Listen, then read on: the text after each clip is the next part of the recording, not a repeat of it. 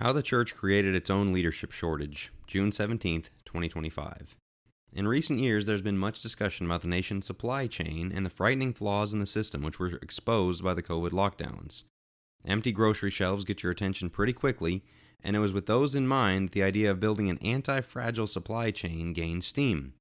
If a huge portion of our food comes from one warehouse or processing plant, we're one failure away from crisis. More importantly, by outsourcing production in mass, we've forgotten how to produce anything ourselves. Should one or two of these outlets go down, not only would it take months before we could produce any of our own food, most might not have the knowledge or ability to do so, even if they wanted. And if we can't produce our own food locally, that's an awfully fragile supply chain. It's hard to say this wasn't an enormous blunder. The rising homesteader movement aims to address the mistake, but it's going to take years and years of millions more people hopping on board before that even begins to become a solution. Wait a minute, I thought this was supposed to be an article about church leadership. Hold on, we're getting there. See, nobody denies there's a church leadership crisis. Pulpits are getting harder and harder to stock. Having talked to a couple of congregations who were mired in drawn-out preacher searches, anecdotal evidence backs up the reporting. Even more concerning, elderless congregations are becoming the norm. And not only do many of them not have elders, perhaps most of those don't have potential elders coming through the pipeline in the foreseeable future. Getting back to the supply chain idea, I have to ask, is it possible we accidentally did this to ourselves? How so, you might ask? Well, is it possible we created a fragile supply chain of church leadership by outsourcing leadership training to colleges and schools? I'm going to say right up front that I'm a preaching school graduate and I'm incredibly grateful for the education I received. I'm just making the case that the current default process for producing church leadership might not be the optimal system. In fact, it may be a highly fragile system, one which needs to be replaced with an anti-fragile, homestead-style approach to developing church leaders. A few changes which might result from training our men locally. A greatly improved approach to handling our youth. Instead of seeing our teenagers as the people to whom we will hand the steering wheel in a few decades, we see them as our responsibility until they turn 18. If we can steer them towards camps, rallies, and eventually a good Christian college to up their chances of staying faithful, we've done our job. The more spiritually interested get pushed toward preaching schools or a college with a good Bible major program. For most, the best case scenario is that they end up as solid servants in some other town's congregation. And in like manner, we just hope somebody else's youth grows up, moves to our town, and stocks our leadership pipeline. What if we started looking at our young people as the ones to whom we are going to hand the keys of the congregation in 30 to 40 years? Would that change the kind of investment we put into them in their youth, the kind of expectations we place on them, the path to involvement we give them? Ministry by meritocracy. This will sound harsh, but anyone who's been in a school of preaching knows exactly what I'm saying. In many cases, we aren't getting Jeremiahs with a fire in their bones. We're getting 18 to 20-somethings with no other plan in life to whom a free or inexpensive education is a good fallback option.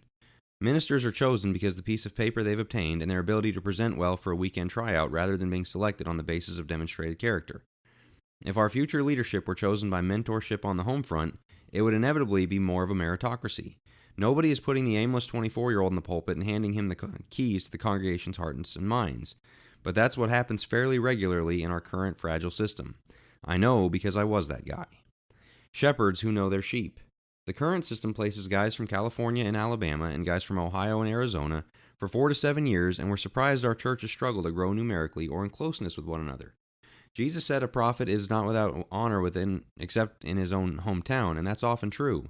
But we're not talking about prophets, just competent people. Until the last 50 to 70 years, it's been human nature for one generation to raise up their successors to take over the local businesses, schools, and churches. The death of the horrendous preacher tryout system. Since I mentioned it, I don't believe anybody likes our current system for matching preachers with churches. Denominations with their networking and hierarchical oversight might do it differently, but in the churches of Christ, a congregation will typically post a job opening and field resumes from interested candidates, sift through those based on education, experience, and a general feel, invite a few guys out for Sunday preaching tryouts, and then pick the one they thought was best. Having done it twice, it's all very weird. Those people didn't know me, and I didn't know them. Thankfully, in my case, it worked out both times, and I served with wonderful people. Speaking for congregations and ministers I know, not everyone has such pleasant experiences. Circumventing the lectureship ladder. I'm not going to spill a lot of ink over this one because it just is what it is. The elbow-rubbing, backslapping network of inviting and being invited or staying in a congregation until the offer from a bigger, better job opens up has become part of the system. I'm not accusing every minister or even the majority of playing the game, but it's undeniably a feature of the landscape. Homegrown young men with an obligation to the local membership who want to uphold the congregation they inherited from their parents and grandparents and will hand to their children and grandchildren are much better suited to service. Humans are humans, so the mercenary spirit would likely still be an issue in some cases, but on the whole, I think the framework would be much stronger. We'd relearn how to produce our own leaders. When, for convenience sake, we stopped even trying to grow or kill our own food, we also slowly forgot how. In the same way, by deferring to the experts, we've almost fully lost the ability to train leaders locally. Taking our crutch away would force us to learn how to do it again, even if it proves difficult at first. Can the local congregation provide the kind of education our schools can? No, though with the internet this has become so much easier. Similarly, I can't grow the volume of fruits and vegetables Walmart does either, but I know I can count on my supply in a crunch. What does this look like practically? As localism and valuing one's roots are having a resurgence in our culture, the church can fully take advantage of this. Encourage your young men and women to stay near home for their education or apprenticeship, and to plan on being part of the congregation's future. Find ways to bring education and training to them rather than sending them away for it, and build a pipeline within your own congregation. Today's leaders must take it as their mandate to make disciples and train up their replacements. But don't be in a hurry to lay hands on anyone too quickly. Lord willing, they have time to grow into their roles. Paint the picture of how beautiful it would be to start families, raise their children in the same pews they themselves grew up in, and to grow in age and wisdom to the point where they can take responsibility for keeping up the congregation they love.